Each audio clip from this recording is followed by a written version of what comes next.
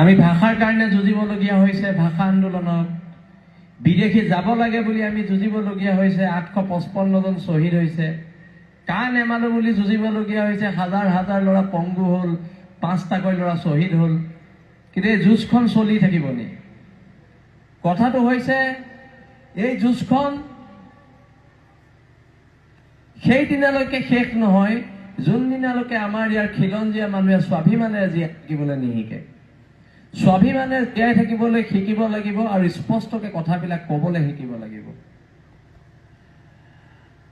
আৰু এনেকুৱা নেতৃত্বৰ হাতত কেতিয়াও আন্দোলন কৰিব নালাগে যি জনসাধাৰণক উচতাই জোল খাই 5টাকৈ ল'ৰা শ্বহীদ হোৱাৰ পিছত নাচ গানৰ নাটক কৰি কোনোবাই ৰাজনৈতিক দল খুলিলে, কোনোবাই MLA হ'ল, কোনোবা মন্ত্ৰী হ'ল, এনেকুৱা ধৰণৰ আন্দোলনো হ'ব নালাগে। আৰু এনেকুৱা ধৰণৰ আন্দোলনকাৰী নেতাক আপোনালোকে প্ৰশ্ৰয় দিব নালাগে।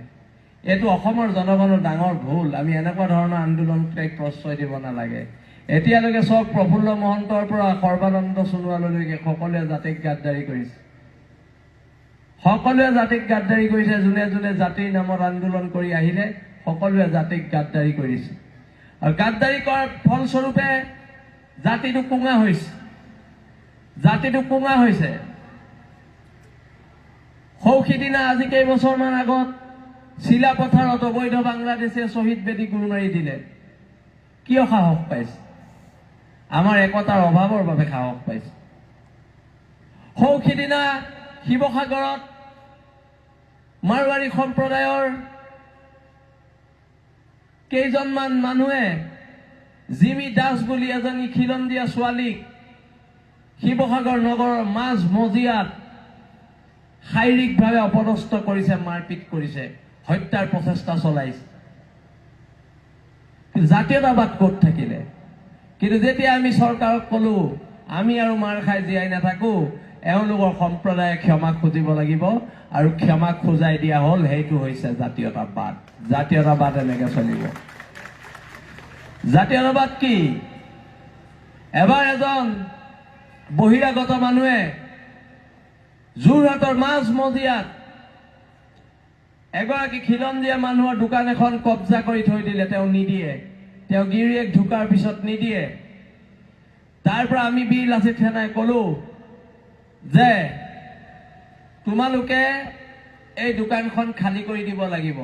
তেতিয়া মানুহজন ৰাতি 9টামান বজাত আমাৰ কাৰ্যালয়লৈ আহি ক'লে যে 30 লাখ টকা দিছো আপোনালোকক, আপোনালোকে দোকানখন খালী নকৰিব। আমি ক'লো 30 লাখ নহয়, 30 কোটি দিলেও নহ'ব, তোৰ দোকান কাইলৈ খালী হ'ব। সেইটো হৈছে জাতীয়তাবাদ। দোকানত সোমাই দোকান খালী কৰি দিয়া হ'ল। মাজতে লকডাউনৰ গইনা লৈ 3000 অসমীয়া খিলঞ্জীয়া ল'ৰা ছোৱালীক চাকৰিৰ পৰা উলিয়াই দিয়া হ'ল। তেতিয়া বাঘজানত জুই লাগিছিল। আমি বাঘজানৰ দুখৰ সমভাগী হ'বলৈ বাঘজান আহিছিলোঁ। মোৰ লগত আমাৰ সতীৰ্থ হৰ গগৈ আহিছিলে। তাৰপিছত ৱেষ্ট বেংগলৰ পৰা এজন মানুহে খুব দামী গাড়ী এখন লৈ আহিলে। দামী গাড়ী এখন লৈ আহি আমাৰ লগত ফোনত যোগাযোগ কৰি পেলাই দুলীয়াজানত আমাক লগ কৰোঁ বুলি ক'লে। তেতিয়া যিহেতু হোটেলবিলাক বন্ধ, হোটেলবোৰ বন্ধ আছিলে লকডাউনৰ বাবে, হৰ কুমাৰ গগৈ গাড়ীখন সৰু আছিলে। তেতিয়া আমি ক'লো যে যি আলোচনা হয় আপোনাৰ গাড়ীতে হ'ব লাগিব, বেলেগতো জেগা নাই। যেতিয়া আলোচনা হ'ল তেওঁলোকে আমাক লগে লগে ক'লে আপোনালোকে সংগঠন কেনেকৈ চলায়। তেতিয়া আমি সুধিলো মানে আপুনি আমাক পইচা দিব লাগিছে। তেতিয়া তেওঁ ক'লে যে আপুনি 5 লাখ টকা লওক আৰু এই বিষয়টোত আপোনালোক নুসুমাব।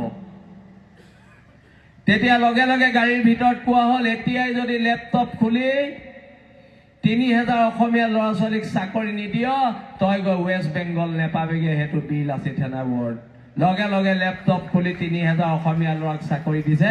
সেইটো হৈছে জাতীয়তাবাদ। কোৰ্টৰ আগত বহি ধৰ্ণা দি কৰা জাতীয়তাবাদে অন্তত অসমীয়া জাতিক শোভা নাপায়। 17 বাৰ মোগল পৰাস্ত কৰা আমি জাতি, 17 বাৰ মোগল পৰাস্ত কৰা জাতি এটাই কোৰ্টৰ মুখত বহি ধৰ্ণা দি থাকিলে অন্তত সহ্য বিজয় মহিয়ানে জাতিটোক অন্য জাতিয়ে ক'ব যে অসমীয়া মানুহখিনি, অসমৰ খিলঞ্জীয়া মানুহৰ বৰ্তমান কি হৈছে। প্ৰশ্নবোৰ তাত সেইকাৰণে আমি কৈছোঁ সংগ্ৰাম ৰাজপথত। সংগ্ৰাম ৰাজপথত, সংগ্ৰাম এইটো কাৰণে ৰাজপথৰ সংগ্ৰামে উত্তৰ দিব, ত্যাগে উত্তৰ দিব, তেজে উত্তৰ দিব, ঘামে উত্তৰ দিব। নাটকবাজিয়ে উত্তৰ নিদিয়ে। ত্যাগ, তেজ আৰু ঘামে উত্তৰ দিব। পুলিচৰ লাঠিৰ কোবে উত্তৰ দিব, পুলিচৰ গুলীয়ে উত্তৰ দিব। কিন্তু কোনো খিলঞ্জীয়া মানুহে নিজৰ অধিকাৰৰ ক্ষেত্ৰত মাত মাতিব যাওঁতে কোনো কাৰণত কোনো ধৰণৰ আপোচ কৰিব নালাগে। সেইকাৰণে আমি কওঁ যে হ'ব পাৰোঁ আমি দুখীয়া, আমি কাৰো গোলাম নহয়। আঠুকাৰী অধিকাৰ খোজা বীৰ লাচিত সেনাৰ সৈনিকৰ নিয়ম নহয়, নিয়ম নহয় আৰু নিয়ম নহয়। আজি গৰ্বৰে ক'ব পাৰোঁ,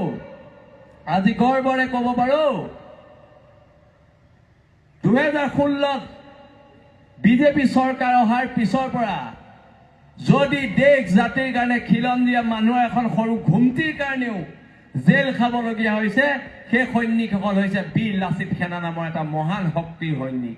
সেই সৈনিক বীৰ লাচিত সেনাৰ সৈনিক হয় আৰু বীৰ লাচিত সেনাৰ সৈনিকে কেতিয়াও আপোচ নকৰে, কোনো কাৰণতে কৰা নহ'ব।